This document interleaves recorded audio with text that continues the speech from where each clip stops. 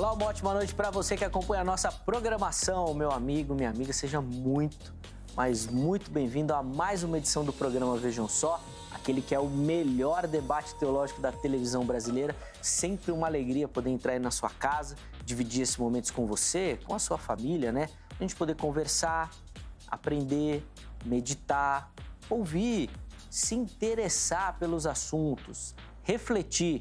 E é o objetivo principal aqui do programa, que você pesquise, leia, se aprofunde nos temas e, a partir disso, então, dê a sua resposta para as perguntas que nós colocamos aqui todos os dias. Por isso, fique à vontade, participe sem moderação, aproveite mais uma edição preparada com muito carinho pela nossa equipe, pela nossa produção, para você, tá bom? Antes de apresentar o tema, rodando a nossa matéria de abertura, hoje, Vejam Só, terá um debate clássico, né, que muitas vezes já foi abordado aqui no programa, mas é sempre uma oportunidade nova da gente aprender. Antes de apresentar o tema, eu quero apresentar os meus convidados, eles que vão nos ajudar nessa caminhada, dando, obviamente, as observações, as visões, sempre baseado e pautado no ensinamento bíblico. Tá bom? É com muita alegria que o Vejam Só recebe nesta oportunidade o pastor Luiz Ricardo, ele que é da Igreja Assembleia de Deus, do Ministério Belém. Ministério Belém que é um parceiro aqui do Vejam Só, né? Sempre mandando as suas mentes brilhantes aqui para nos ajudar. Pastor Luiz, obrigado por aceitar o nosso convite, meu irmão, tá aqui essa noite. Seja muito bem-vindo. Muito obrigado, a alegria nossa de estar aqui participando do programa, conhecendo de perto, né, esse programa que é uma referência. É um prazer estar com vocês aqui. A alegria é toda nossa, meu irmão, de recebê-lo aqui. Deus abençoe. Fique à vontade. Muito obrigado. Tá bom? A casa é sua também. É praxe aqui no Vejam Só, antes da gente entrar nos nossos debates, pegar o endereço da igreja, pastor. Sim. Por favor. A nossa igreja fica localizada na rua Washington Luiz, número 330, no centro de Diadema. Assembleia de Deus, Ministério do Belém, setor 28. Muito bom, tá aí o endereço. Inclusive, durante a nossa conversa, os contatos do pastor Luiz aparecerão aí para você, tá bom? Fique à vontade para localizá-lo. Se quiser outras informações da igreja, pode mandar mensagem, ou quiser fazer alguma pergunta, ou tiver dúvida sobre o assunto, ou ainda quiser conhecer melhor o Ministério do Irmão, são os canais oficiais para você fazer, tá bom? De novo, obrigado, viu, pastor Luiz, pelo carinho. Deus abençoe a vida e o Ministério do Irmão. O Vejam Só também recebe, hoje presencialmente, ele que recentemente participou via Skype, o reverendo Daniel Simoncellos, que é da igreja, da primeira igreja presbiteriana de Vitória, lá no Espírito Santo. Reverendo Daniel, obrigado por aceitar o nosso convite, está aqui também, meu irmão, é uma alegria recebê-lo, seja muito bem-vindo. Prazer é nosso, estar agora presencialmente, conhecendo aqui a Rit. Prazer estar contigo, Zeca, muito bom estar com os irmãos, conhecendo também o pastor Luiz Ricardo. Muito bacana a Igreja Presbiteriana também, que é uma parceira aqui do Vejam Só, né? Muitos pastores passando por aqui. E nos últimos tempos a gente tem pego uma leva lá do Espírito Santo, não só da IPB, mas de outras denominações também passando por aqui. Muito bacana ver a quantidade de teólogos espalhados por lá também. Reverendo Daniel, vou dar a oportunidade do irmão também passar o endereço da igreja para a gente, por favor. Para quem quiser nos visitar, quando passar lá por Vitória, nós estamos na Avenida Beira-Mar, número 1025. E também estou plantando uma igreja na Praia do Canto, bairro da Praia do Canto, em Vitória, ali na Avenida Saturnino de Brito, 1326, no Hotel Comfort Suites. O nosso culto ali acontece aos domingos às 17h30. Muito bacana, se tiver de passagem, ou se for, né, na cidade de Vitória também, fica aí o convite. Os contatos do reverendo Daniel também estarão à sua disposição, tá bom? Então, dúvidas ou outras informações sobre a igreja, ou ainda para conhecer um pouquinho melhor o Ministério do Irmão também, fique à vontade para localizá-lo por lá. De novo, obrigado, viu, meu irmão? Deus abençoe muito sua vida e o ministério também. Vamos conhecer o tema da nossa conversa de hoje. É um debate clássico aqui no Vejam Só. Diversas vezes nós já conversamos, mas sempre aparecem essas dúvidas, recebemos essas sugestões e por isso que vira e mexe a gente trata do assunto também. Nós vamos rodar a matéria, na sequência a gente volta com as primeiras observações dos nossos convidados e também abrindo a oportunidade para você que nos assiste participar. Vejam só. Os eleitos de Deus são aqueles que Deus predestinou para a salvação. Eles são chamados de eleitos porque essa palavra denota o conceito de escolher. A cada 4 anos, nós elegemos um presidente, ou seja, escolhemos quem ocupará esse cargo. O mesmo vale para Deus e aqueles que serão salvos. Deus escolhe aqueles que serão salvos. Estes são os eleitos de Deus. Na verdade, o conceito de Deus eleger aqueles que serão salvos não é controverso. O que é controverso é como e de que maneira Deus escolhe quem será salvo. Ao longo da história da Igreja, tem existido dois principais pontos de vista sobre a doutrina da eleição. Um ponto de vista, que vamos chamar de visão presciente ou de presciência, ensina que Deus, através de sua onisciência, sabe quem vai no curso do tempo escolher de própria vontade colocar a sua fé e confiança em Jesus Cristo para a sua salvação. Com base nesta presciência divina, Deus elegeu esses indivíduos antes da fundação do mundo. A segunda visão principal é a visão agostiniana, que basicamente ensina que Deus não só divinamente elege aqueles que terão fé em Jesus Cristo, mas também divinamente elege conceder a esses indivíduos a fé para crer em Cristo. Em outras palavras, a eleição de Deus para a salvação não é baseada em um conhecimento prévio da fé de um indivíduo, mas é baseado na graça livre e soberana de Deus Todo-Poderoso. Deus elege pessoas para a salvação e, com o tempo, essas pessoas virão à fé em Cristo, porque Deus as elegeu. Essa é a nossa conversa de hoje. Afinal de contas, se o amor de Deus é tão grande, qual o motivo de escolher só alguns? Fique ligado, nosso debate de hoje já está no ar. Já está no ar, não é um debate novo, recente, né? Na verdade, os teólogos já se debruçam sobre essa discussão há muito tempo, mas nós vamos escrever, ou pelo menos tentar escrever mais uma página, né, desses debates aí, levando até você um pouquinho de informação, de conhecimento e levando você, obviamente, a pensar e refletir sobre essa questão também, tá bom? Pastor Luiz, é praxe também aqui no Vejam Só, é hábito da gente começar respondendo a pergunta tema do programa, pegando a opinião dos nossos convidados, ainda que de maneira breve, né, mas pontuando principalmente o caminho que o irmão pretende defender durante a sua exposição aqui no programa. Então vamos lá. Se a morte de Jesus revela esse amor grandioso de Deus, né, como João 3,16 é um texto clássico, né, que Deus amou o mundo de tal maneira, por que ele escolheria só alguns? Faz sentido isso? Como é que o irmão responde a nossa pergunta? Antes eu quero também dizer da alegria de conhecer o reverendo, acho o Daniel, alegria estar junto aqui. Olha, dentro da minha visão, daquilo que eu creio, daquilo que eu ensino, daquilo que eu fui alcançado, inclusive dentro desse versículo do João 3,16, eu não consigo ver um Deus que escolhe algumas pessoas. Eu acredito que o amor de Deus, ele é abrangente a toda a humanidade. Essa é a forma que eu acredito. E claro que Deus, dentro da sua presciência, sendo Deus, ele sabe a decisão das pessoas. Mas eu não consigo acreditar um amor tão grande expresso em Jesus e esse amor está exclusivo somente para algumas pessoas, como se Deus estabelecesse, eu vou salvar esse e esse não. E eu acredito que o amor de Deus alcança todas as pessoas. É a minha visão inicial. Bom. Depois, inclusive, na sequência, pastor Luiz, eu vou pedir para o irmão explicar como é que o irmão defende esse caminho soteriológico, assim, como é que isso funciona, da escolha de Deus, da graça, o homem e tudo mais, na sequência, tá bom? Porque antes eu quero ouvir também o reverendo Daniel sobre essa questão. Se esse sacrifício de Cristo revela um amor tão grande, reverendo, por que Deus escolheria só alguns? E, de fato, a pergunta fala mais contigo, né, do que com a ideia do pastor Luiz também. Como é que o irmão explica essa questão?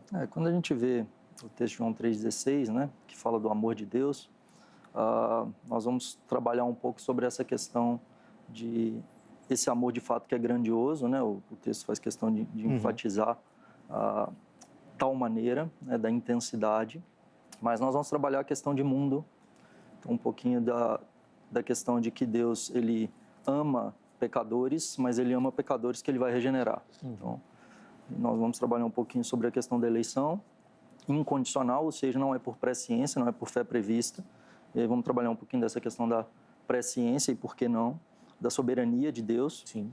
E vamos trabalhar também um pouquinho da questão de que da morte de Jesus. Então, Jesus veio para que todo aquele que nele crê não pereça. Então, a ideia de quem é que não vai perecer e por quem Jesus morreu. Então, vamos falar um pouquinho também do conceito da expiação de Cristo, que foi limitada, né, ou definida.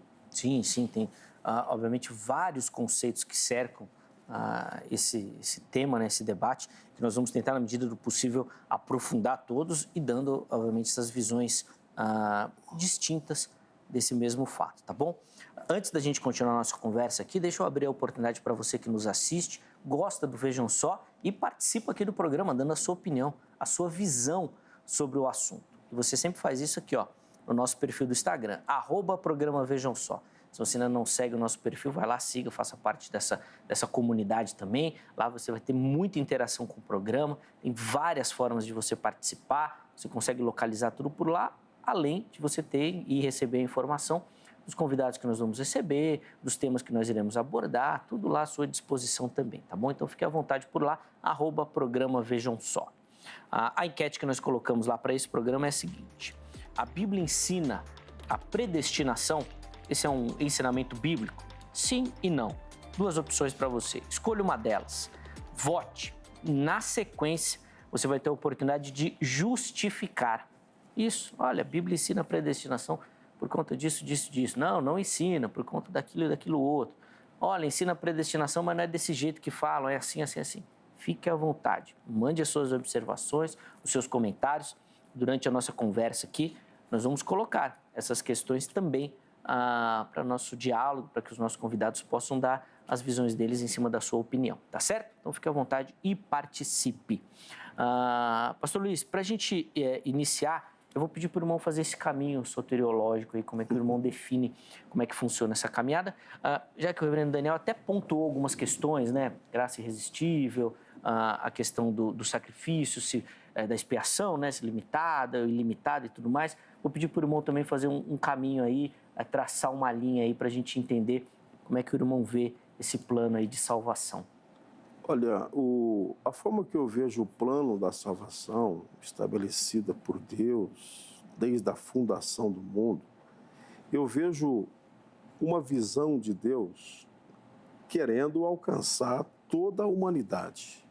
O plano da salvação, esse plano soteriológico, como você disse, eu entendo que Deus, quando estabeleceu, quando Deus planejou a vinda do seu Filho a esse mundo, e a gente sabe que o plano do diabo, como Paulo disse, que havia uma condenação para a humanidade, uma cédula que era contra a humanidade, aquilo que foi nascido lá no Jardim do Éden, quando o pecado entrou na raça humana, na humanidade, né?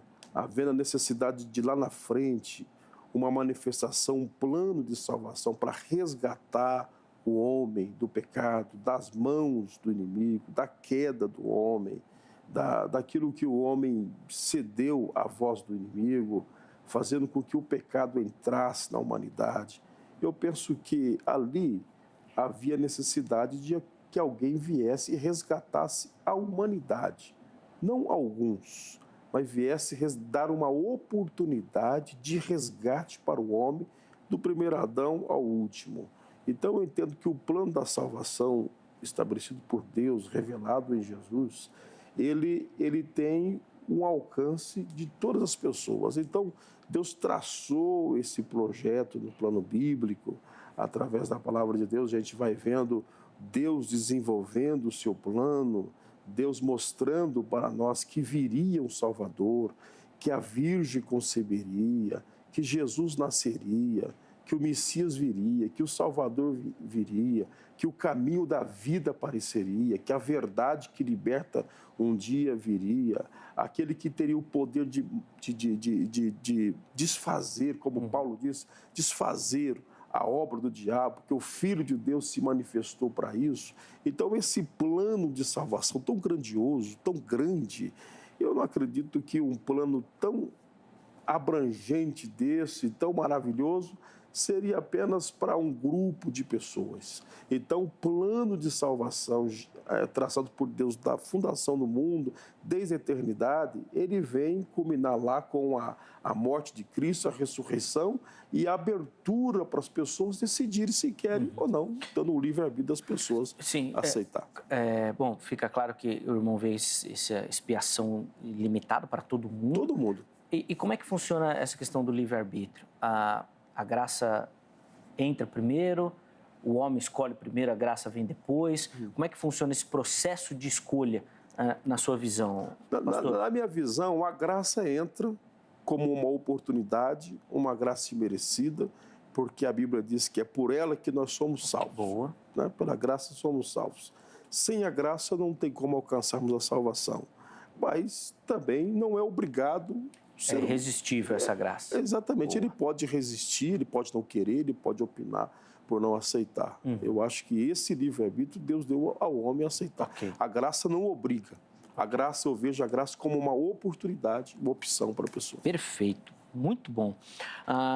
Reverendo Daniel, eu vou pedir para o irmão também fazer esse mesmo caminho aí para a gente poder entender. Eu vou querer trabalhar alguns conceitos primeiro, teológicos, e depois nós vamos entrar propriamente no texto bíblico, assim, para a gente analisar alguns textos, né? O texto de João 3,16 talvez seja mais emblemático nisso, mas outros textos também. Por favor, reverendo Daniel. Eu creio, de fato, num Deus soberano, grandioso. E quando nós falamos do plano de salvação desse Deus, um Deus que está no controle de todas as coisas, né? E não existe nada anterior a Ele ou que Ele não possa realizar, ou que Deus não pode ser frustrado em nenhum de seus planos ou desejos. Tudo quanto Ele quer, Ele pode e faz, né? Então, quando Deus decide salvar o homem, Ele o faz e Ele determina os meios para isso, enviando seu Filho para morrer na cruz pelos nossos pecados. Então, quando Jesus vem, de fato, Ele vem para pagar pelos pecados e Ele efetivamente paga, né? Então, o sacrifício de Cristo na cruz é propiciação, é propiciatório pelos nossos pecados, ou seja, de fato, é o desvio da ira de Deus para si. E uma vez que Ele morre na cruz e Ele, ao morrer, diz, tetelestai, Ele diz, está pago, está consumado, Ele está dizendo que, de fato, nós estamos quites com Deus, não há dívida mais a ser paga, não é pelo que nós fazemos, não depende de nós, é algo objetivo que ocorre na cruz de forma definida e por aqueles que crerão, né? Jesus não paga pelos pecados do mundo todo, caso contrário, o mundo todo seria salvo, porque Deus não poderia ser injusto de cobrar de alguém por quem Jesus morreu. Então, Ele estaria cobrando duas vezes. Então, se o Zeca me deve R$100, e aí alguém vem e paga, fala, estou te pagando a dívida do Zeca. E aí depois eu vou querer cobrar do Zeca, eu estou sendo injusto. Então, se Jesus morreu por todos, o pecado do mundo está pago. Não tem por que cobrar, e aí nós cairemos no universalismo, ou seja, Deus vai salvar todo mundo, indiscriminadamente, né? E além disso, a decisão de Deus em salvar ou eleger não é baseada em fé prevista, né? Então, de fato, Deus, Ele é quem dá fé ao homem. Então, a fé é dom de Deus e é o Espírito Santo quem convence do pecado, da justiça e do juízo, e é por meio dessa aplicação da obra da redenção no coração do homem, esse chamado eficaz, né?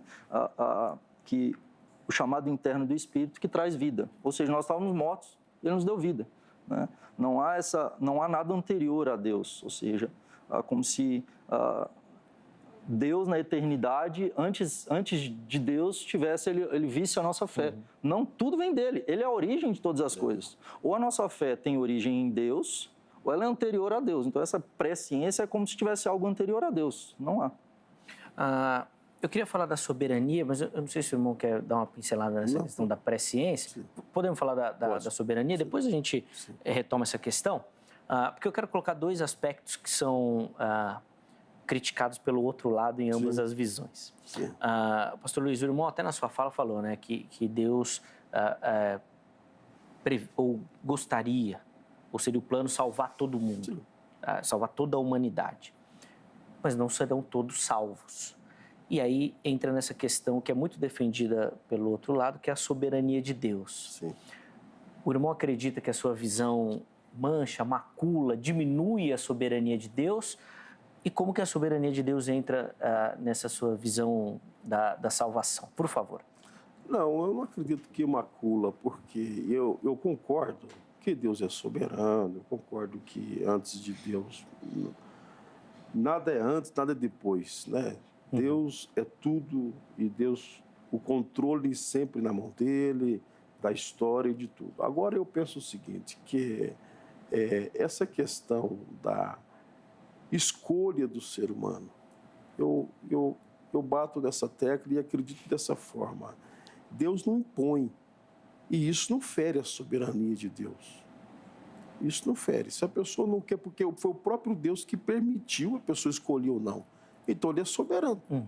A soberania de Deus estabelece aí, porque essa escolha do homem é Deus que está permitindo. Ele queria ou não. Quem quiser, Jesus disse, quem quiser, venha após mim e siga-me.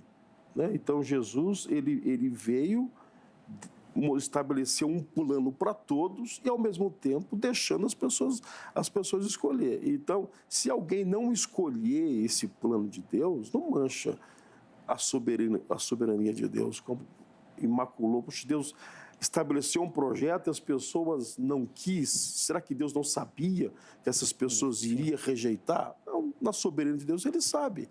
Né? Nada é mais do que Deus. Né? Então, ele permite também as pessoas fazerem as suas escolhas. Eu acredito dessa forma. Sim.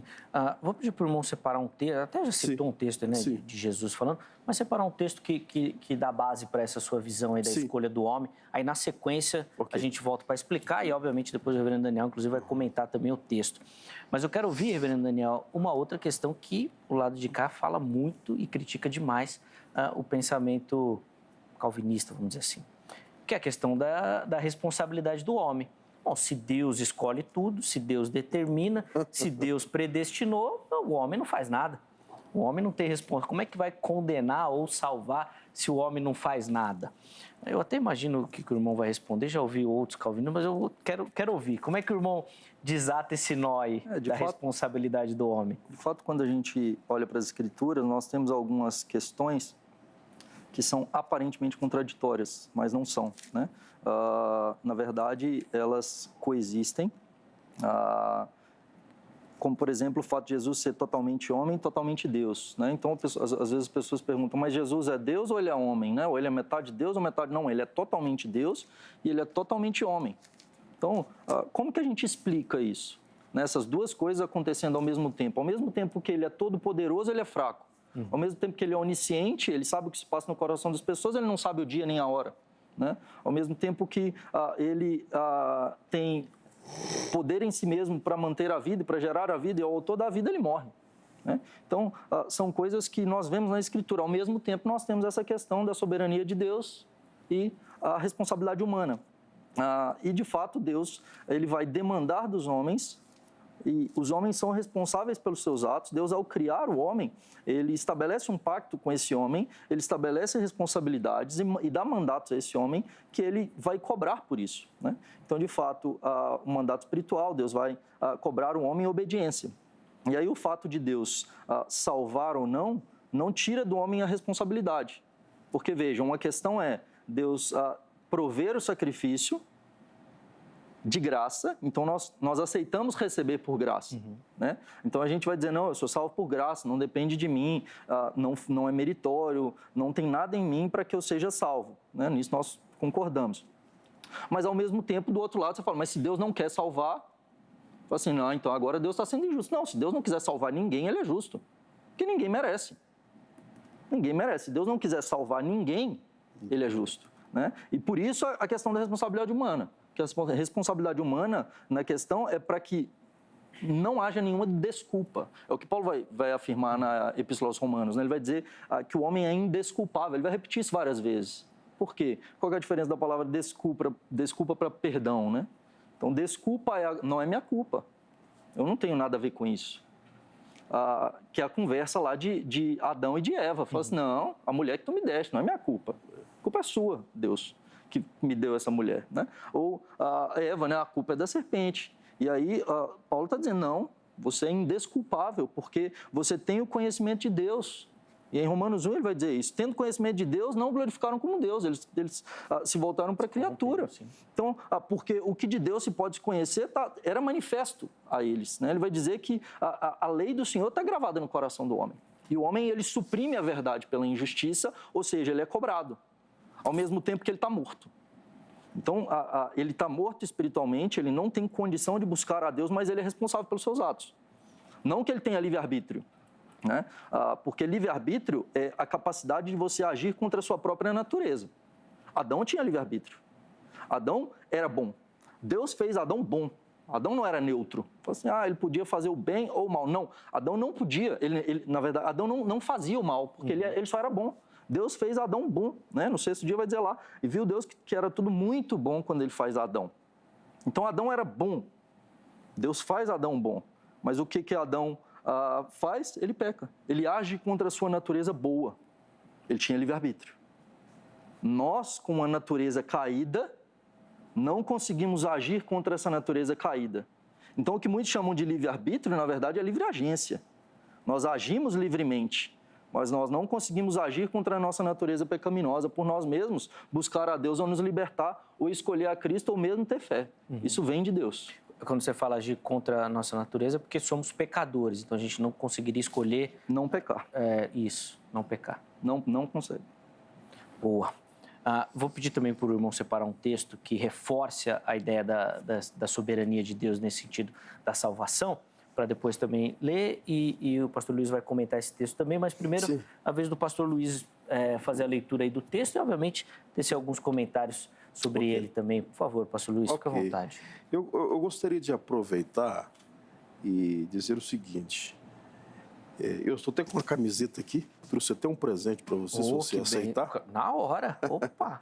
Nós estamos com uma série bíblica na nossa igreja, toda quarta-feira, e nós estudamos a visão de Jesus. Foi um tema que nós colocamos nessa série, né? E ali a gente vai estudando o comportamento de Jesus, tal, inclusive o plano da salvação e tudo mais. E dentro da nossa visão, dentro daquilo que a gente crê, eu vejo Jesus estabelecendo essa visão de escolha. Entende? Não obrigando. Um exemplo. Em Lucas 9, 23, quando ele está chamando, claro que não é um chamado exatamente para a salvação, mas chamando os discípulos para seguir ele, aceitar a sua ideia, ele diz assim, se alguém quer vir após mim, negue-se a si mesmo, toma sua cruz e siga-me. Eu vejo Jesus aqui estabelecendo uma visão de escolha para a pessoa. Por mais que Jesus pudesse falar assim, eu quero que todo mundo me segue. Ele é soberano para isso. Ele é Deus para isso. Mas ele coloca uma opção de voluntariedade, da pessoa querer ou não querer. Inclusive, o versículo-chave, que é o João 3,16, né, que é o tema, né, que nós estamos apreciando, eu vejo essa opção de Jesus, de Deus aqui. Primeiro, ele traça um plano. Qual é o plano? Deus amou o mundo de tal maneira e deu seu filho. Pronto. Esse é o plano, de amar, de dar o filho um resgate, como o reverendo já disse aqui, o pecado que era contra nós, tudo mais. Todo esse plano de resgate lá da queda do homem, aquele plano que a gente conhece. Então, Deus deu o seu filho em resgate da humanidade. Aí depois ele fala, e quem crê nesse plano, e quem crê, tem a vida eterna. Ele deu a opção para a pessoa acreditar nesse plano aqui. Ele deu o livre-arbítrio da pessoa aceitar esse plano ou não aceitar. Então, eu vejo um plano de salvação traçado na Bíblia de uma forma abrangente para todos. O amor de Deus, o escritor não conseguiu expressar o tamanho, é de tal maneira, né? E diz que é para todo mundo, né? É para todos, mas ao mesmo tempo, dentro dessa abrangência, dentro desse amor grandioso, dentro dessa válvula de escape, dentro desse único caminho, dessa única verdade, dessa única vida, tem a opção de repente, a pessoa não querer. É quem crê, não é obrigado, é a pessoa crer. Então, acho que ficaria muito fácil também se a pessoa já tivesse determinada para aceitar aquilo ali. Então, se ela é determinada para aceitar aquilo ali, então não tem como ela não aceitar, já está determinado. Não vai ter como ela tomar um outro caminho. Né? Então, o que está determinado é a salvação para todos. E a pessoa escolhe se ela quer esse plano ou não quer. Tá. Vou pedir para o irmão comentar, talvez acho que não no versículo de Lucas, mas no de João, acho que dá para a gente aprofundar isso. O Lucas só foi uma... O reverendo Daniel falou dessa questão da escolha, da gente não poder escolher contra a nossa natureza. Certo. Então, seríamos pecadores, Deus oferece o seu amor, mas a gente não pode escolher por ele porque nós somos pecadores. Sim. Como é que o irmão arranja isso aí no seu pensamento, já que aí seria a pessoa precisando acreditar? Como é que o irmão fala? Mas será, reverendo Daniel, assim, até pergunto para a gente... Claro, fica à vontade. Trocar ideia. Um exemplo.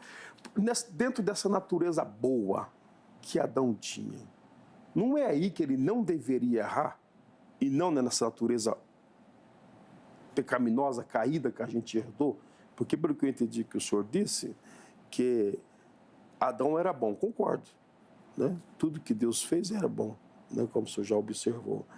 Aí Adão estava ali num plano perfeito, ele não tinha natureza ruim, ele não tinha nada. Então ele estava impossibilitado de errar, de fazer uma outra escolha. Ou não? Não, ele tinha livre-arbítrio. Ele tinha livre-arbítrio. Tá. Então, tudo bem. Dentro dessa natureza boa, ele podia fazer a escolha que ele fez. Ok? E por que Porque Deus o deu. E por que nessa natureza caída, que é aí que ele precisa? Porque ao contrário não é verdadeiro. Porque o contrário não é. Por que ele caído, aí que ele precisa de ter uma escolha? Por quê? Veja, Deus dá a Adão livre-arbítrio. Sim. Que é a capacidade de agir contra a sua própria natureza. Certo. O homem caído, ele não é bom mais. Então, Deus faz o homem à sua imagem e semelhança, bom. O homem é a coroa da criação, por isso uma alma vale mais do que o mundo inteiro. Né? E aí, o que Deus provê para que esse homem seja salvo? O livre-arbítrio? Ou Jesus? Jesus. É Jesus. Deus não dá o livre-arbítrio para dizer assim, ó, se vira aí para você resolver, porque não resolve. O que nós vemos na Escritura é isso. Adão, em um ambiente perfeito, com animais amigos, em um jardim, tudo a seu favor, ele não cumpre o pacto das obras, ele peca. E aí nós temos o segundo Adão, perfeito. Sim. Jesus.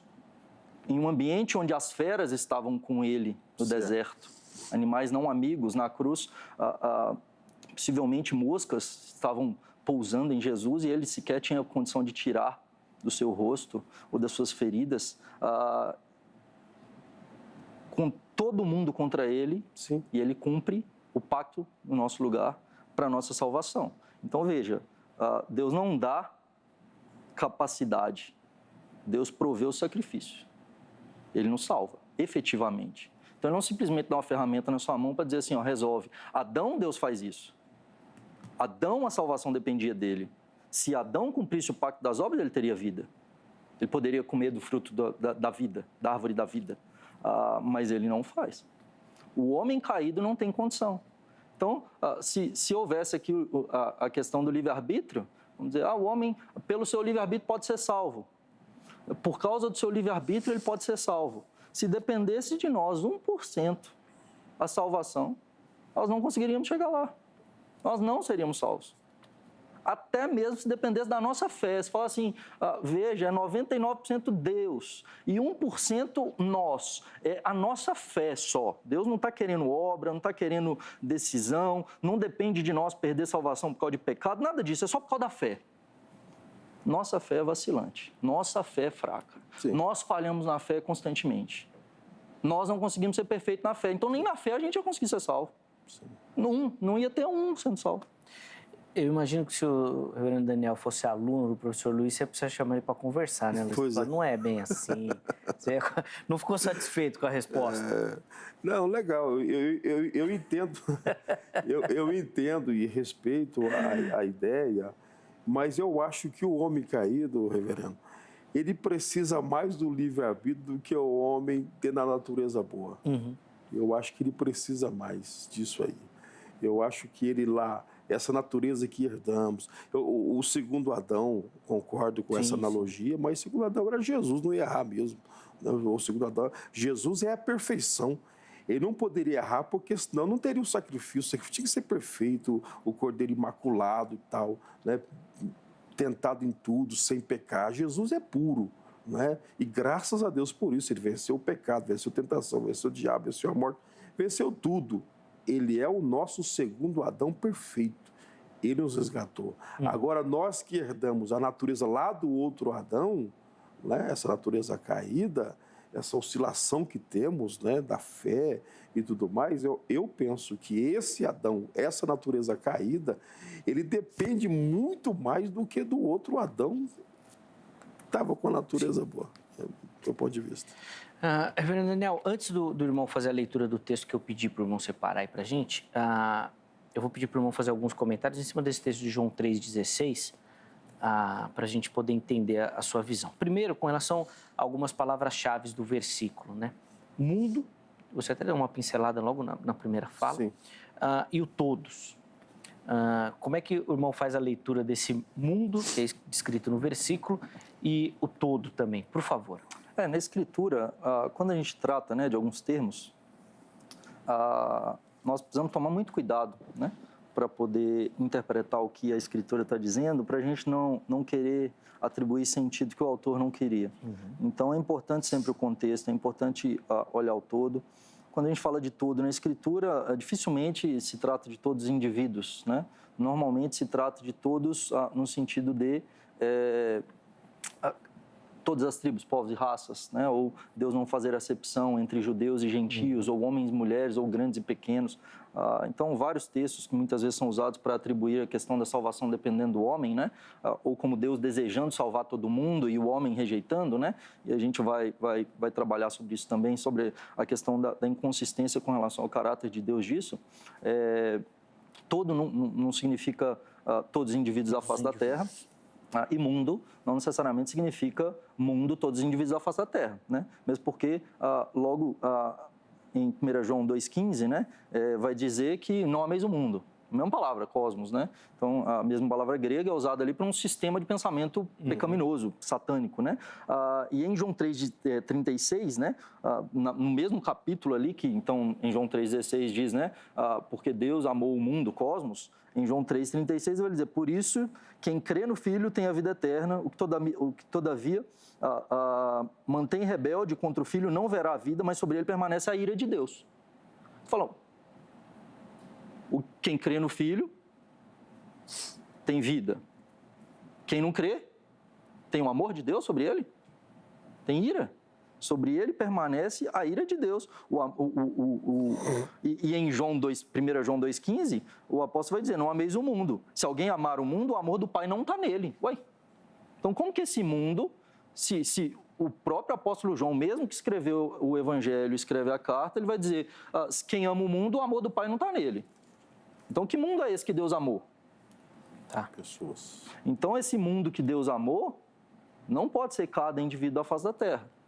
Caso contrário, nós estamos falando de um Deus inconsistente dentro da teologia joanina. Então, dentro do que o próprio apóstolo João, ele afirma na carta, nos evangelhos, né? O mundo ali, necessariamente, não é a questão de todos os indivíduos. Sim. Antes do irmão mais pessoas de todas as tribos, povos e raças. Sim, é mais coletivo, né, do que individual. Antes de eu ir para a próxima questão, ainda dentro desse versículo, eu ouvi o irmão sussurrando aqui alguma coisa. Quer fazer algum comentário, pastor Luiz? Não, eu... Fiquei só escutando aqui, ele falando, folheando a Bíblia. É muito bom o assunto, né? Esse mundo aí são as pessoas, né? São um ser humano, né?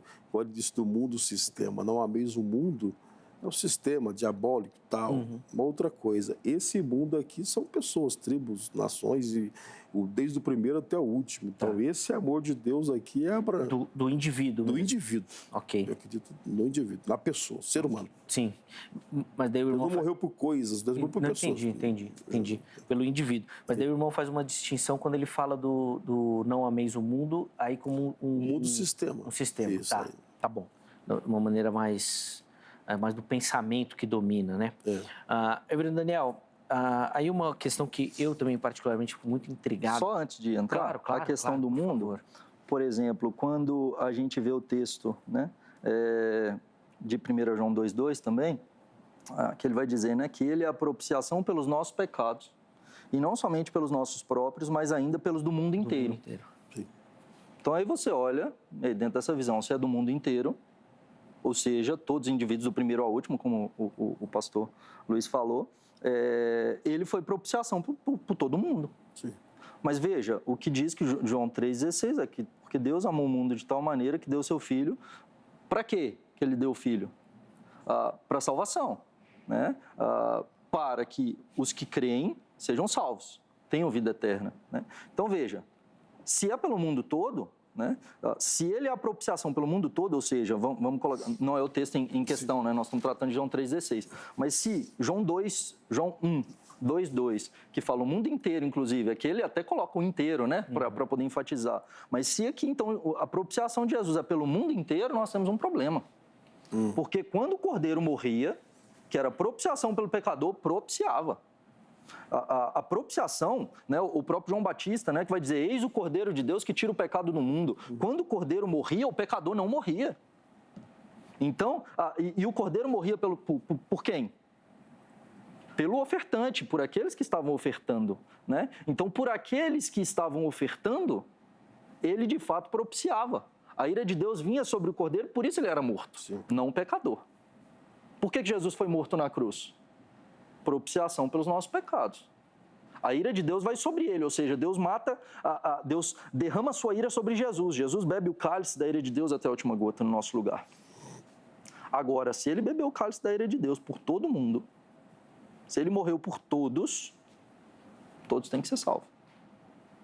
Esse é o problema da questão de ver mundo como cada indivíduo. E aí, pastor Luiz, como é que o irmão desata esse nó aí agora? Esse nó é muito forte, rapaz. Esse nó é difícil de desatar. Mas eu continuo acreditando o seguinte, que a questão de salvar o mundo inteiro, aí ficaria muito fácil também, assim, o mundo todo tá salvo, né? Eu volto naquela questão, é aquele que nele crê. O plano é para todos. O plano é abrangente, o plano é para todo indivíduo, mas é para quem crê. Posso mais uma? Pode, porque inclusive eu queria depois, pode emendar já, Daniel, por favor, para falar exatamente desse aspecto do crer. Porque no texto me fala, todo aquele que nele crê. Parece, na leitura simples, direta do texto, que ele dá realmente uma responsabilidade muito grande ao homem, né? Dizendo, ó, se você crê, entra, se você não crê, não entra. Então pode fazer a sua observação e depois já emenda nessa explicação aí do crer. Porque com relação à questão do caráter de Deus, veja, às vezes a gente fica muito preocupado porque a gente olha para a questão da humanidade. Mas se a gente subir um pouco na questão dos anjos, nós temos eleição. Então, Deus criou os anjos. Desculpa, nós temos eleição? Eleição. Tá bom. Deus criou os anjos, né? Incluindo Satanás e seus anjos. Deus criou os anjos. E o que ocorre nesses anjos, que o Apocalipse vai dizer que são milhares de milhares, né? São muitos. A queda lá também, assim como no Éden, João 3, em Gênesis 3.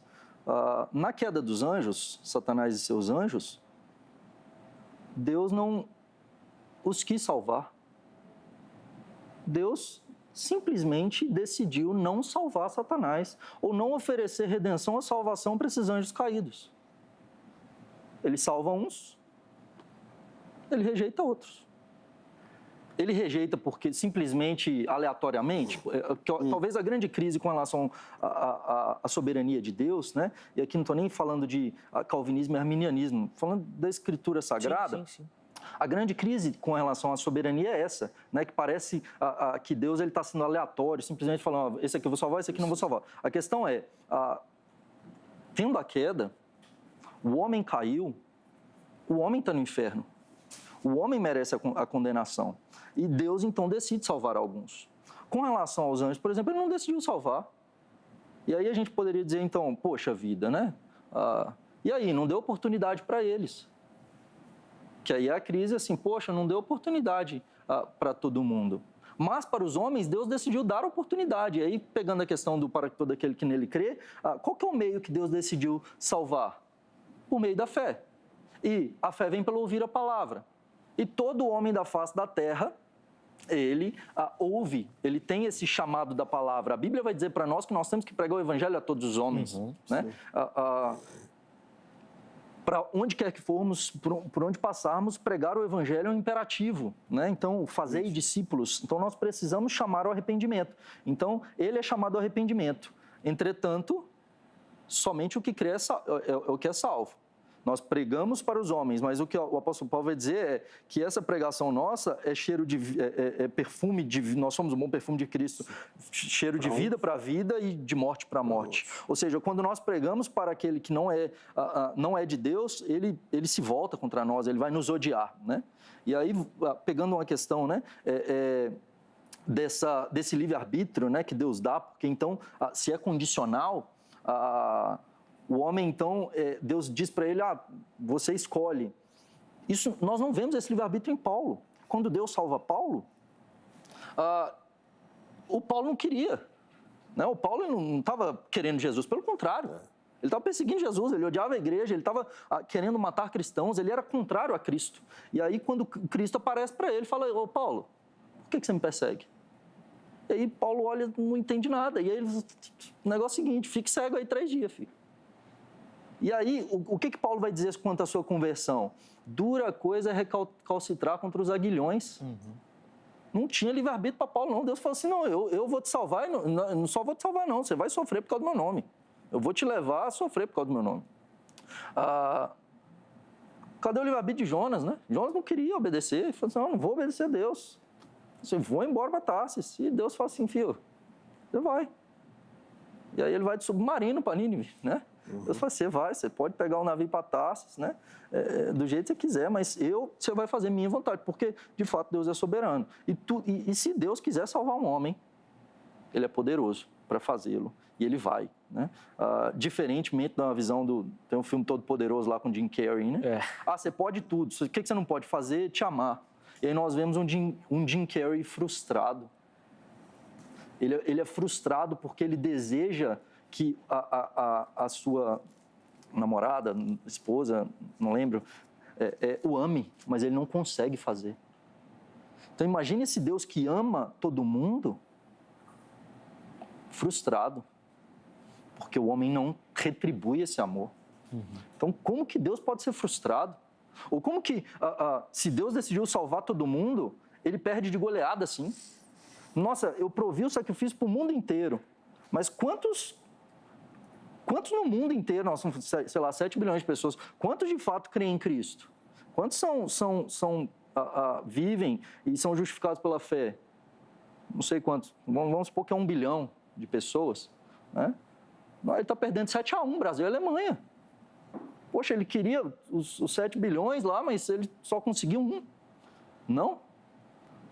Todos pelos quais Cristo morreu são dele, né? Então, aquele todo que, de fato, ele entregou sua vida, esse não perece, não. Então, ele é 10-0 para Jesus, não tem frustração, né?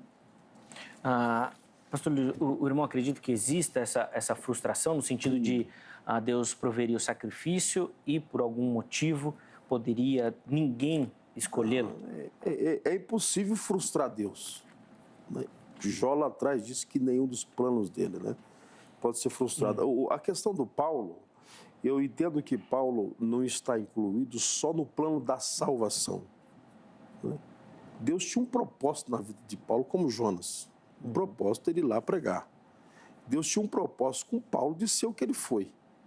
Inclusive, eu disse para Ananias, vai lá que ele é um vaso escolhido. Não adianta fugir, não adianta... Eu quero Paulo.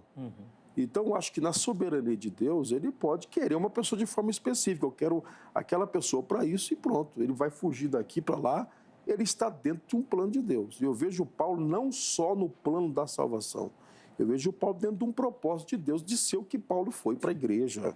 E vocês sabem o que Paulo foi, né? Então, Paulo foi predestinado. Foi. Eu acredito, dentro de uma chamada, eu não estou falando na salvação, mas de uma chamada específica que Deus tinha, ele era, por que não? Não tem como negar isso na vida de Paulo, porque ele Seria tentou... uma questão pontual. pra pontual, Paulo. porque ele quis fugir. Eu concordo que quem encontrou Paulo no caminho não foi Paulo. Paulo não estava atrás de Jesus. Concorda? Foi Jesus que quis.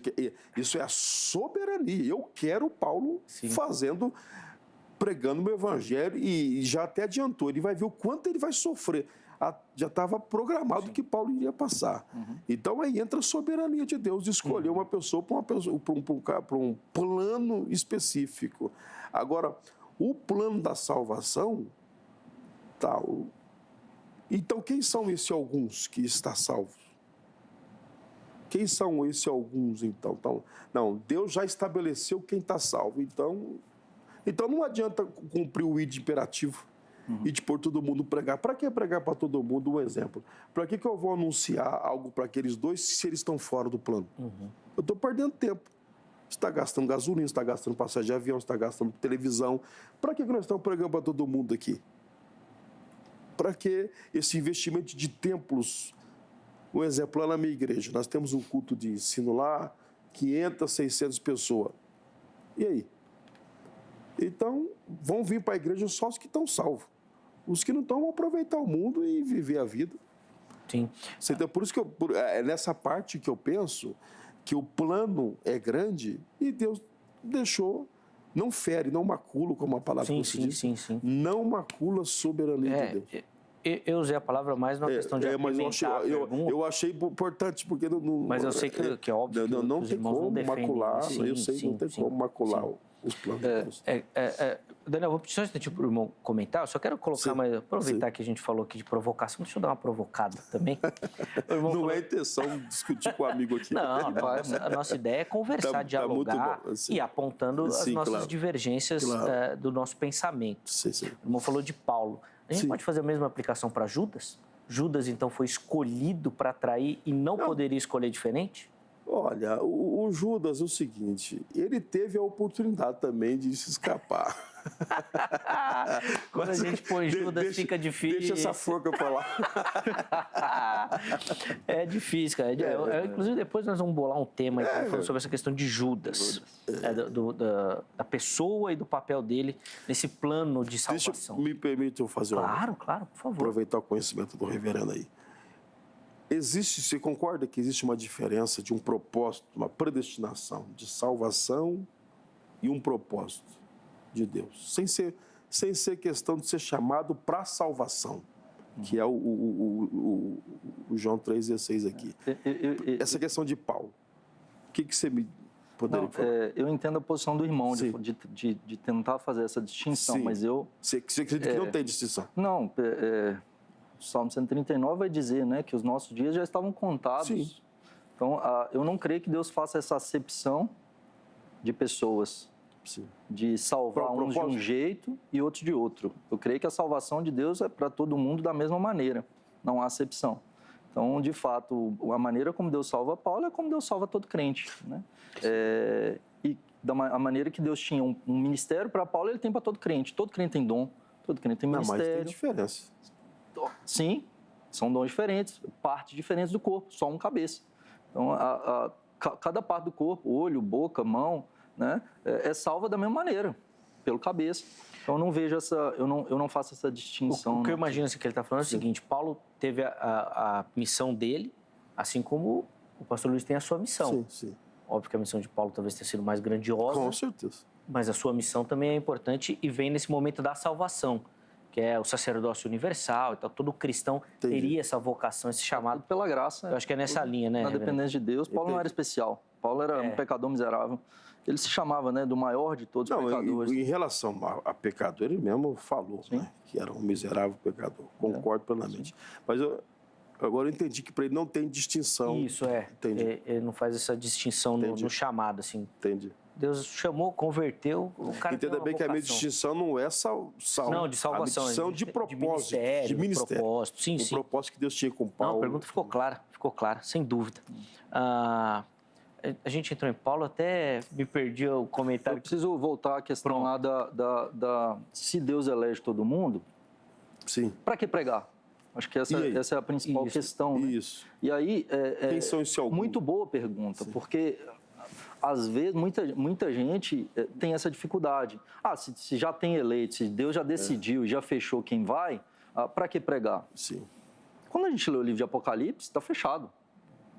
Ali não tem território mais ou menos. Ali você tem seguidor de Satanás e seguidor de Deus. Ali você tem, de fato, já a multidão dos eleitos, você já tem, o livro já está selado.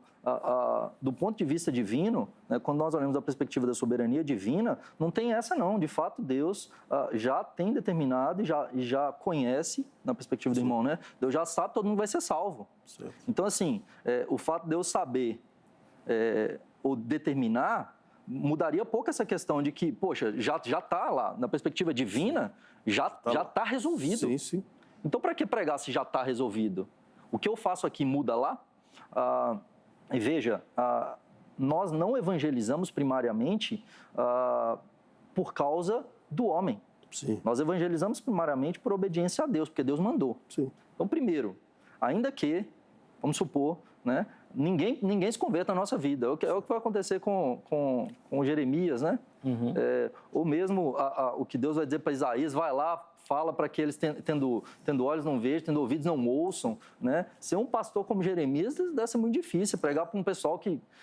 Jeremias 25:3, ele vai dizer, durante 23 anos eu acordei de madrugada, eu levantei de madrugada, eu anunciava a palavra para vocês que não escutavam. Você fala, cara, 23 anos pregando diariamente, começando de madrugada, e o povo não te ouvir. Mas por que Jeremias prega? É pragmático? É porque vai converter ou não? Não, é de fato para a glória do Senhor, honrando a Deus, chamando essas pessoas de fato ao arrependimento, e porque ele não sabe. Então, a Bíblia vai dizer não julgueis. Muita gente usa, cabe um outro debate, muita gente usa esse texto errado, mas o não julgueis é justamente fazer isso aí. Entendi. Que é pecaminoso. Não vou pregar porque já tem. Ok, essa perspectiva é de Deus. Nós não distinguimos quem é eleito ou não. Nós não, nem na igreja a gente pode fazer separação de ovelhas e bodes. Sim. Que existem, né? Ovelhas e bodes. Nós não fazemos essa separação e nós anunciamos o evangelho no poder de Deus, e isso não nos deixa frustrados. Porque, veja, ao pregar o evangelho, se é no poder de Deus, se é porque Deus vai alcançar, ou seja, se Deus decidir salvar, como ele fez com Paulo, e se ele decidir salvar qualquer pessoa, não depende do quanto eu conheço, depende do poder de Deus operar, mas Deus decidiu, desde a eternidade, nos usar como instrumento, e a pregação. Então, nós pregamos e nós abrimos igreja. Eu sou plantador de igreja. Nós plantamos igreja, nós pregamos o evangelho e chamamos os pecadores ao arrependimento, mas no poder de Deus, debaixo da autoridade dele, sabendo que ele é quem dá o crescimento, ele é quem opera. Nós plantamos, né? Ele que dá o crescimento, não sou eu. Porque se dependesse de mim, eu ficaria muito frustrado. Nossa, eu preciso mais. E aí, imagina isso. As pessoas estão morrendo.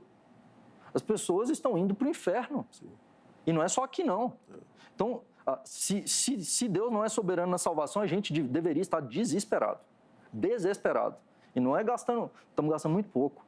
E veja, há tribos no mundo que não conhecem. E Deus diz, olha, se o homem não for, e se dependesse da gente, esse povo estaria lascado. Vai dizer, mas se a gente não clamar, as pedras clamarão. Então, Deus opera a salvação do jeito que Ele quiser. E Ele salva. Usando a gente ou não, Ele salva. E ele faz, né? Porque ele é todo poderoso, ele é soberano, seus planos não podem ser frustrados. E a salvação pertence exclusivamente a ele, né? Jonas 2, ele vai dizer, ao Senhor pertence a salvação. Mesmo Jonas não querendo salvar ninguém. Ele não queria. Imagina a pregação de Jonas. Ele não quer. Imagina um pregador ruim. Um pregador ruim. E mas não gostou do resultado, né? Não gostou. A maior cruzada evangelística da história. Não gostou. E mais, veja, no capítulo 1 de Jonas, nós vemos um Jonas fujão, né, fugindo de Deus, e Deus usando esse meio para salvar os marinheiros. Sim, sim. Jonas prega para eles desviado. Ele fala, eu sirvo Deus Todo-Poderoso, eu estou aqui por causa disso, e eu vou ser disciplinado agora, me joga ali na água. E Deus salva eles sacrificam um monte de Deus depois que eles fazem, eles sacrificam ao Deus de Jonas. Verdade. Né? Depois Deus salva Jonas, no capítulo 2. E depois Deus salva Jonas, depois Deus salva Nínive. no capítulo 3. Então, veja, ao Senhor pertence a salvação, né? Não depende de nós, e nem se a gente vai pregar ou não para as pessoas serem salvas. Mas Deus, de fato, nos usa e nos convida a participar disso. Reverendo, como a questão às vezes fica muito mais impregnada na visão do irmão, eu queria que o irmão pincelasse bem rapidinho, eu sei que, poxa, isso daí dá um outro programa, dessa questão da graça e da possibilidade de resisti-la. Porque eu acho muito interessante como as visões vão se aproximando. Sim. E, de repente, parece que pega alguma coisa, elas se afastam novamente. Então, já ficou muito evidente na fala do pastor Luiz que ele acredita que a graça alcança Sim. a pessoa e, por isso, ele vai poder, então, crer. Sim. Mas, ao mesmo tempo, além de crer, ele pode rejeitar isso, falar, não, eu não quero. E eu queria que o irmão explicasse o funcionamento da graça, então, na sua visão, já que é uma visão que defende que você não tem como resistir a essa manifestação. O homem não pode ser maior do que Deus, nem mais esperto. Imagina, a gente vai jogar um jogo de xadrez, né? Então, assim, eu vou jogar um jogo de xadrez contra Deus. Você vai mover a primeira peça, o que Deus vai falar? Checkmate. Não tem isso, né? Então, se a gente for conversar, né? Se for tentar convencer, né? Vamos supor, você senta para convencer seu filho. Eu tenho um filho de 4 anos, Davi. Uma filha de 2, né? Aí eu sento para convencer o Davi, e aí eu não consigo convencer o Davi, né? Eu estou muito ruim de argumento para poder convencê-lo de alguma coisa. A Bíblia diz que o Espírito Santo é quem convence o nosso coração. O que acontece? O chamado externo da palavra, de fato, pode ser resistido. E talvez essa seja a dificuldade que alguns irmãos têm com relação à Escritura. Veja, irmãos, a questão é Bíblia, né? São os textos bíblicos olhando a Bíblia como um todo, desde o Antigo Testamento, como Deus trabalha, Deus não mudou, né? Deus é imutável. Então, como que Deus opera, né? O chamado externo pode ser resistido, porque o homem tem o coração duro. Na verdade, o chamado externo é resistido. Por que alguém aceita esse chamado externo? É porque o Espírito Santo mudou nosso coração. Então, assim, nosso coração é duro, nosso coração é de pedra. Nós não valemos nada, nós somos pecador miserável. E o que acontece, então, para alguém que é pecador miserável, alguém que tá morto nos seus delitos e pecados, para que ele tenha seus olhos abertos, para que ele tenha vida? E aí tem gente que vai dizer, não, o homem, na verdade, ele não está morto, ele está só doente. Então, Deus dá o remédio, ele toma se quiser. Não, nós estamos mortos. É o que vai acontecer lá no Vale dos Ossos Secos, Ezequiel 37. Vai dizer assim, esse exército aqui pode reviver? Ezequiel, ele fala, Senhor, o Senhor sabe, se o Senhor quiser, pode. É isso a pregação do Evangelho. Pregar para um Vale de Ossos Secos. E agora, o Espírito Santo trabalha no coração e convence, e essa pessoa, de fato, tem... não é que o homem, contra a sua vontade, crê. Que às vezes essa é a crise. Deus muda o coração dele, Deus muda a vontade dele, Deus faz ele nascer, e aí muda a vontade. Agora o que ele quer? Deus, agora eu enxergo. E aí fé e arrependimento é o choro da criança, que já nasceu. Então, porque ele nasceu, aí ele vai manifestar. Mas primeiro porque teve esse chamado interno, né? Que a gente vai chamar de vocação eficaz, né? Ou de graça irresistível, né? Então, esse chamado interno que muda o nosso coração, então nós cremos e nos voltamos. E aí, por isso que, às vezes, as pessoas vão dizer, nós escolhemos a Deus. É verdade, nós escolhemos Deus. Mas porque Ele nos regenerou, nós nos voltamos para Ele, nós respondemos com fé. O homem caído, ele não tem condição. Ele pode tentar o que for, ele não vai se voltar para Deus, né? E ele não tem condição de fazê-lo. E nem quer. Sim. Convenceu, pastor Luiz? Eu sei que não, é óbvio que é uma brincadeira, né? E nem é o nosso objetivo aqui. Mas e aí, como é que o irmão comenta essa situação aí, por favor? Olha, eu comento da seguinte forma. Essa soberania de Deus, nós estamos destacando, essa questão desse plano da salvação, essa questão do homem escolher ou não afeta a autoridade, o plano de Deus do homem não querer. Um exemplo, você é o condutor aqui do programa. Então, com certeza, você é maior do que nós. Ele aqui, condutor, é maior do que nós. Tá certo? Você é o condutor do programa, o intermediário e tal, o dono do programa, né? Nós somos os convidados. Porém, a minha fala, a minha opinião contrária não tira a sua autoridade, não tira o seu poder, porque você é o dono do programa. Então, o homem rejeitar, não querer a salvação, não tira o poder de Deus, não tira a autoridade de Deus.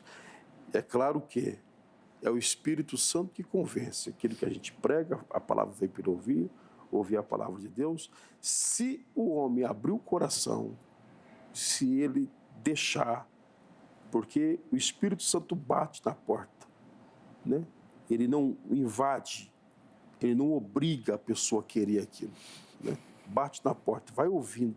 A pessoa abriu o coração para receber a palavra e deixar o Espírito Santo trabalhar no coração dele, essa opinião dele, essa decisão dele será convencida automaticamente pelo Espírito Santo, porque eu creio que é o Espírito Santo que faz essa obra. Sim. Então, se há um trabalho de convencimento do Espírito Santo, então há uma resistência, porque para você convencer uma pessoa, a pessoa tem que estar resistindo, né? Sim. Quando você conseguiu resolver uma situação, a pessoa estava resistente, mas foi lá, convenci, falei, mudei a opinião dela. Então, a obra do Espírito Santo vai esclarecendo, vai nos convencendo, mostrando Jesus e tal. Aí a pessoa tem essa liberdade, então, de se convencer através da obra do Espírito Santo. Muito bom. Eu mesmo queria trabalhar outros conceitos aqui, mas infelizmente esse nosso bloco está terminando. Eu vou precisar chamar o nosso intervalo. Antes, quero só colocar alguns comentários aqui que nós separamos, internautas respondendo a nossa enquete, e aí depois a gente vai para o nosso intervalo. Só lembrando que no próximo bloco, os meus convidados vão oferecer, além de considerações finais bem rápidas sobre o assunto, uma aplicação para você. Poxa, e agora? O que você tem que fazer com tudo isso? O que isso precisa mudar na sua vida, na sua prática cristã, no seu dia a dia? Fica ligadinho no próximo bloco, tá bom? Vamos colocar na tela, então, alguns comentários para a gente. Eu vou começar com o comentário de número 4. Acho que foi esse que eu separei. Desculpa. Então, vamos lá, no 4. Isso aí. A Blenda falando o seguinte: a soberania de Deus e a responsabilidade humana são iguais. Duas linhas de trem que andam ali paralelas, né? Elas não se cruzam, mas elas andam no mesmo objetivo. Obrigado, Blenda. O João fala o seguinte: Deus é onisciente e dessa forma conhece tudo. O problema está na forma que eu interpreto o texto. Valeu, João. E quero encerrar com um comentário do Wilson. Eva não foi predestinada ao pecado, nem mesmo Satanás. Eles tiveram escolhas. E aí eu imagino que o Wilson está fazendo essa aplicação, então, também a toda a humanidade, de terem escolhas. Valeu, Wilson. Obrigado pelo carinho. No próximo bloco a gente também vai dar o resultado final da nossa enquete, tá bom? Antes do intervalo, tome nota do telefone da grade. Olha, você que gosta desses estudos, do aprofundamento, das visões teológicas, de ler o texto bíblico, procura pela grade Academia Teológica da Graça de Deus, parceira aqui do Vejam Só, durante esses 20 anos aqui de programa, e é um local pensado, preparado para oferecer para você esse aprofundamento, tá bom? Lapidar esse dom que Deus já te deu. Então liga lá, código 11, porque a secretaria fica aqui em São Paulo, 3115-0819. Apesar do telefone ser aqui de São Paulo, a grade tem unidades em todo o Brasil e também aquele formato online, EAD. Bom, liga lá, pega as informações para quem sabe você se tornar o próximo aluno da grade também, tá bom? Nosso QR Code, que é o passaporte que vai te levar lá para o nosso canal oficial do YouTube. Aproxima o seu celular com a câmera fotográfica habilitada, automaticamente você é direcionado para lá. Se você ainda não é inscrito no canal, se inscreva, faça parte dessa comunidade, já são mais de 185 mil inscritos no nosso canal. Faça parte você também desse time, se inscrevendo no canal, e aí você vai ter acesso a todo o nosso conteúdo. Não só do Vejam Só, mas também dos outros programas aqui da emissora, tudo lá à sua disposição para você ver, rever e compartilhar se for essa a sua vontade também, tá bom? As demais redes sociais da HIT, para você que gosta, então aí, ó, Facebook, Instagram, você que navega por lá, fique à vontade, tá bom? Se você preferir, tem o nosso endereço eletrônico também, nosso site, www.hittv.com.br. São várias formas de interação e de você e da emissora trocarem ideias, tá bom? Fique à vontade por lá. Intervalo rápido, o Vejam Só vai, mas daqui a pouquinho nós já estaremos de volta.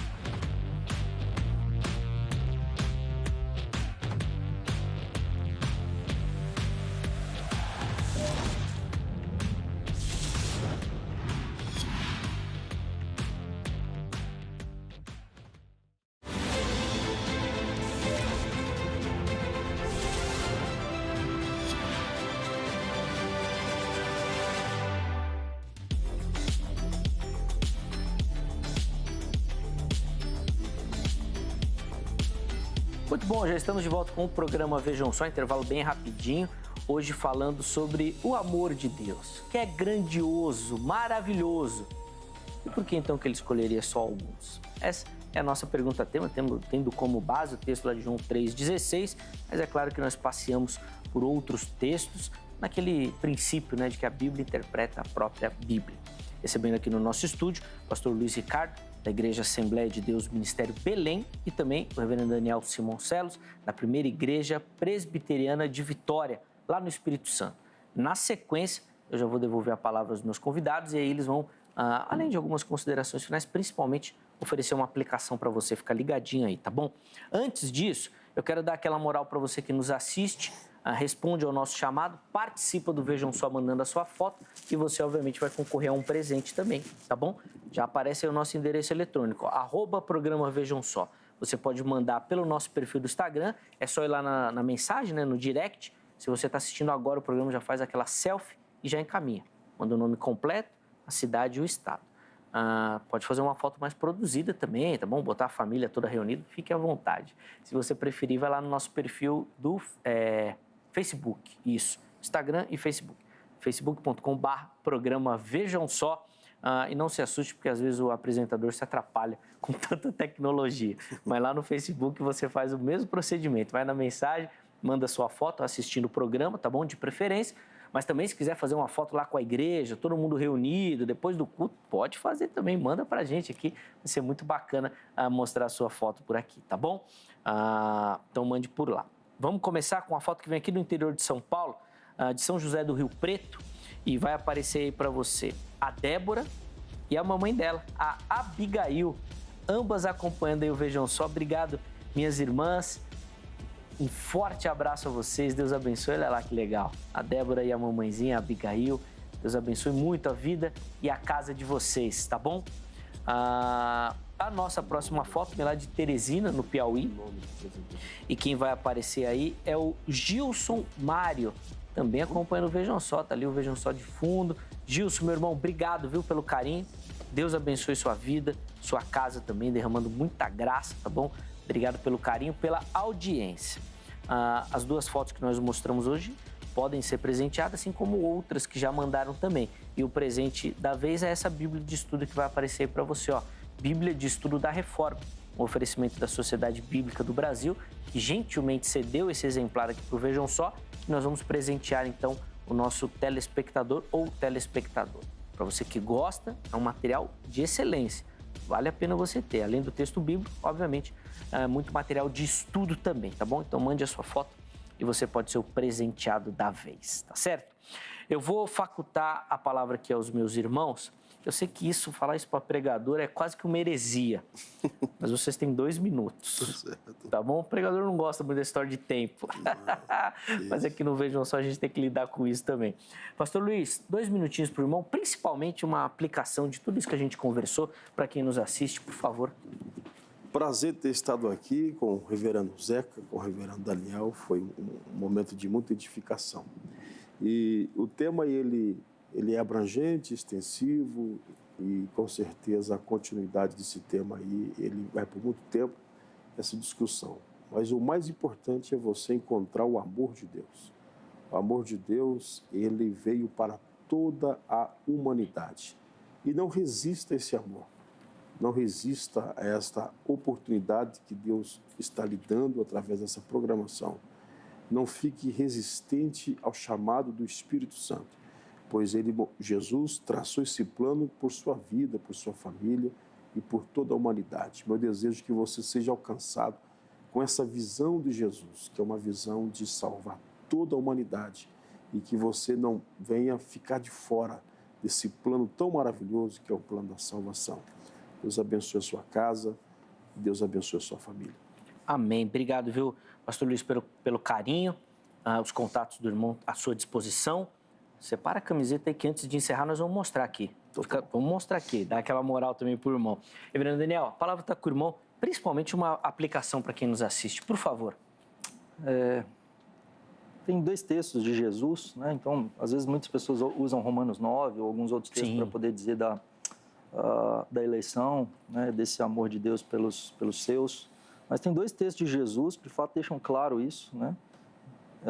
Mateus 24, 22, vai dizer, não tivessem aqueles dias sido abreviados, ninguém seria salvo, mas por causa dos escolhidos, tais dias serão abreviados. Então, a questão é, se fosse por fé prevista, ele vai dizer, se, né, tivesse aqueles dias, não tivessem sido abreviados, ninguém seria salvo, né?